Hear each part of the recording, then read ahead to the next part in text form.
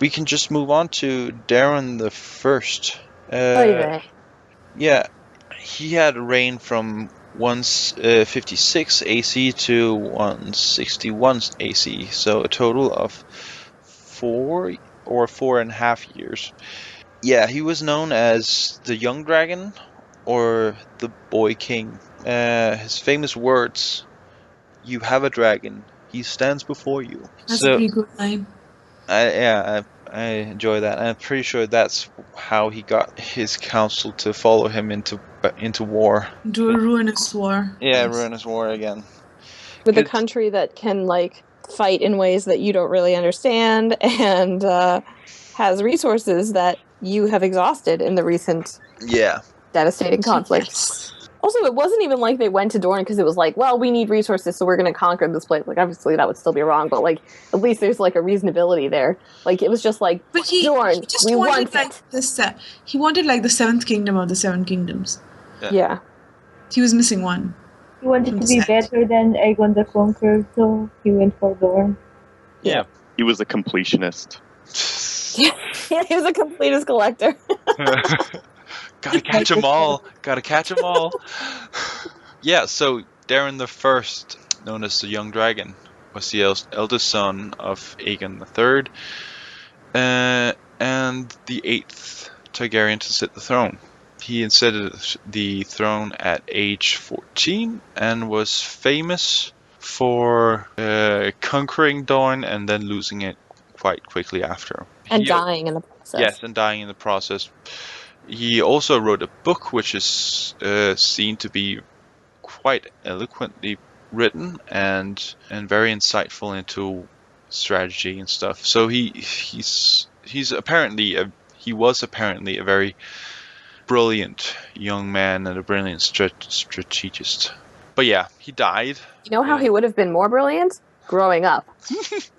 This was at a point where they really needed him to grow up and then reign for a long time. Yeah.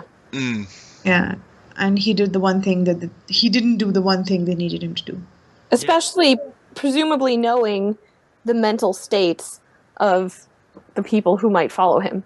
Yeah, Right? I mean, Baelor was his brother, right? So. Yeah, so he lost the war and he actually died in like treachery by the Dornish people. They attacked them under a peace banner, and everyone died except for Aemon the Dragon Knight. He We survived. should keep in mind that's a tactic that the Dornish have used in the past, I think. To kill everyone except one? No, to attack under a peace banner. Yeah, I don't think they kind of respect the traditions of the rest of the Seven Kingdoms as much. I think guest right is very much a tradition of the northern areas. Like maybe it's basically a tradition of the first men. But the peace banner isn't the same thing as a guest right. Well, yes, Well, but it's the pretty Dornish are very like viperish, snakish. So that's And they also And I think- poison. They're notorious for poisoning people, which again is something that Westeros as a whole finds abhorrent. So yeah. Yes. Yeah, the Dornish basically are like they use every tool at their disposal. Yeah. Like they don't have like social mores about ways of fighting. They're not like, oh, that's not fair. It's like, you won. Congratulations. Yeah, it's kind of like the theory about rhinoceros beetles, how they. I did not see it going there. I really No, but did not. it's essentially how it is. If you have you find out that having a bigger horn, larger horn, will help you become more successful as a beetle. But that can only get you so far, and sometimes there will be like a counter move in the evolution, which is using stealth instead, and that's essentially what Dorne needs to do here in this situation, because all the other Seven Kingdoms has a superior force, like military force, than them, and are more trained and everything. I think in a straight out battle, the Dornish would definitely lose in any situation. I mean, unless so they need to use stealth to achieve their goals. And they're probably also like, you are invading us. We're not going to use your We're not going to play by your rules No. just because, like, Dornish on Dornish fighting, maybe they do follow, like, peace banners and stuff. But, like, in this type of situation, they're definitely not going to do that. Maybe, yeah. I mean, Sun Tzu says, "Know your enemy in the art of war," and yeah, Westeros did not know the Dornish. That was their failing. So, people of interest in this chapter, we have Aemon the Dragon Knight being mentioned. I'm not quite sure. Is Aemon the first Aemon that is shot by a poisonous arrow? Is that the same as Aemon the Dragon Knight? Yes. He just hasn't been knighted yet when he gets shot by the arrow, I guess. Yeah. Yeah, he's there, and he's a legendary knight of the Kingsguard. There's been written Another sad story. Another sad story. Yeah. Wah wah. We also have Lord Lionel Tyrell. If you say that Daeron is such an awesome tactician and strategist, why does he choose a freaking Tyrell to rule them? I don't understand that either. I mean, they've been the Tyrells and the Dornish have been in conflict for thousands of years, maybe. Yeah. Not the Tyrells exactly, but people from the Reach, like the Cardinals. Yeah. They've been in conflict for thousands of years, and he leaves a Tyrell in charge. Of course, they're not going to listen to him. Of course, they're not going to follow him. No, they're probably gonna see it as a slight towards them. Exactly, it's a stupid decision. He should have found somebody, maybe not from Dorne exactly, but somebody from far enough away that it wouldn't be offensive to the Dornish. Yeah. Yeah, no one from the Marcher Mountains, or whatever they're called, and the Reach. That's it's a no-brainer. You should know your enemy. Know your enemy. Yeah. So that's the thing. He didn't he's. I'll buy that he's great at tactics, right? Like you play enough chess, play enough whatchamacallit. What's that game called? Savas, yeah. Okay, you'll be decent at tactics, but that doesn't mean you know people. And at 14, you're definitely, if you've grown up as a prince, as the heir in the Targaryen keep, you're not going to know people. No. Yeah. Okay, so can we talk about the similarities between the young dragon and the young wolf, because there are a lot of them. I mean, they were both 14 when they start out, like when they, sort of. So Robb doesn't exactly leave to conquer anything, but that's exactly what he ends up doing eventually. Yeah. And his issue is, again, he doesn't really understand the phrase, just in the same way that Daeron didn't exactly understand the Dornish, right? Yeah, the difference is that Robb understood his enemies. He didn't understand his allies. Yeah. Yeah. Yeah. Which is kind of this, it's kind of similar. Yeah, both ends. They both tragedy. won every battle, I think. I think the young dragon exactly. He won every battle too, just like Daeron did. Yeah. But he ended up dying anyway. In treachery. Yeah, in treachery, exactly. Yeah, sure. There's similarities there. And so, just as Daeron is hailed as like a true dragon, Robb was a true wolf in the same sense. Yeah. Well, it certainly also helped that he's a warg, Robb. Right. Yeah. Probably a warg. He attacked the Lannister forces in his wolf form, and yeah. There's similarities there, but yeah, essentially Daeron failed because he's in my opinion, he's not so much he doesn't understand the people. It's more that he's just a terrible diplomat, essentially. Because when you've won an area, you want to consolidate your power by some other measure than holding hostages, saying, "Hey, you guys, now you can't do anything." Other than that, particularly because the small folk of Dorne have a lot of Dornish pride, and I think it was the small folk who attacked under the peace banner, because it probably wouldn't have been the lords, because they're the ones with hostages. So yeah, good point. Maybe I don't know. That doesn't say, but it does actually. No, it doesn't say that it was the small folk that attacked under the peace banner. It just said not under the peace banner, but when they were the ones when Lord Tyrell was going from keep to keep, trying to keep the peace. It was the small folk who kept attacking the baggage trains and their camps and everything. So they were the one who basically they were slowly like chipping away. Yeah, the rebellion was mainly just formed by the small folk, not so much the lords.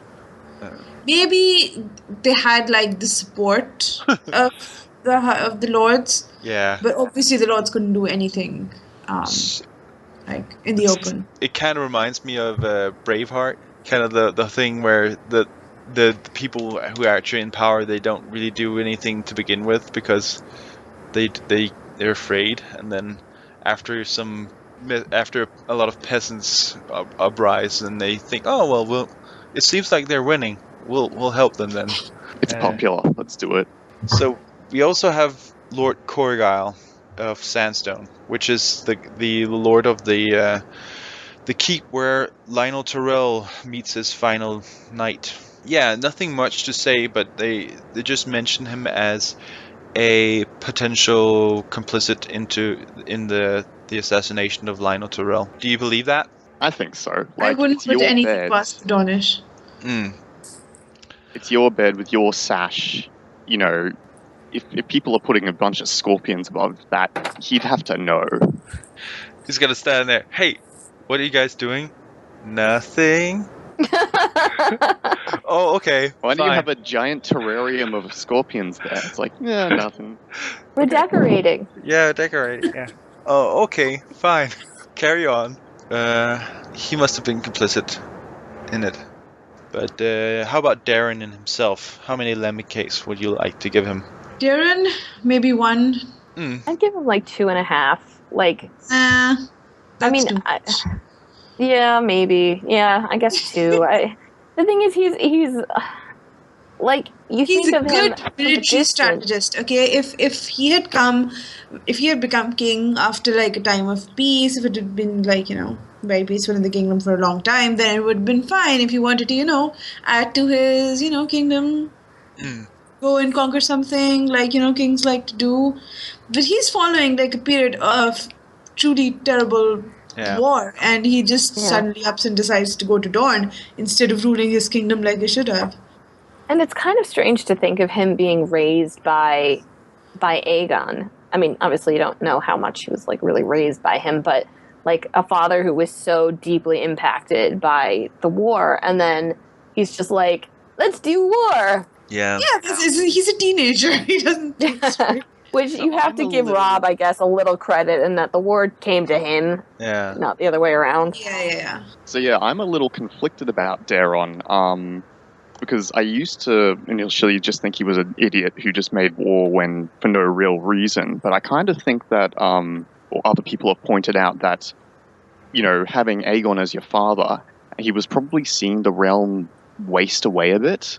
And so maybe, I don't know if this is true, he sort of viewed the war against Dorne as a way to get everyone behind the Targaryens again and show them that, you know, we're not done yet, sort of as a propaganda tool. So, like a New Deal? Yeah. Do war to get on top again? Yeah. Military New Deal. It certainly didn't serve him well at the end. In the long run, but yeah, I think there might have been a little more on his brain than we give him credit for. So I'll give him 2.5. I mean, it's certainly interesting. So just for that, I'll give him 3. So I mean, and also, he apparently wrote a book that's even now seemed to be very insightful and very almost. What about brilliant. About war? The Conquest of Dorne. He wrote a book about it. Marveled for its eloquent simplicity. When did you have time to do that? While I can test like the diary authorship or of this book. something. Sorry, one at a time, please. I'm just saying it was probably written as a diary or something. Like he wrote it as he went. Yeah. And I'm saying I can test the authorship of this book. You might be right. But then the problem with the problem with that book is it doesn't really mention how costly the war was in terms of both money and lives. That's because he died before you can add that. He was a king. He wasn't going to put all of that in there.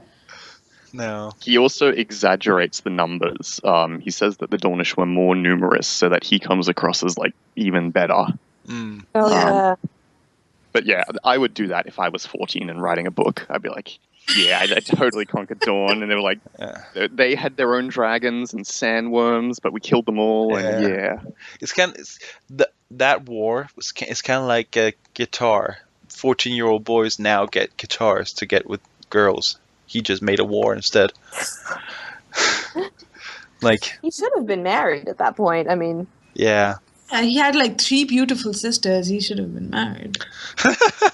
It just feels wrong whenever anybody says something like stuff like that. I know. I had a real moment of dissonance there, and then I was like, "Oh right."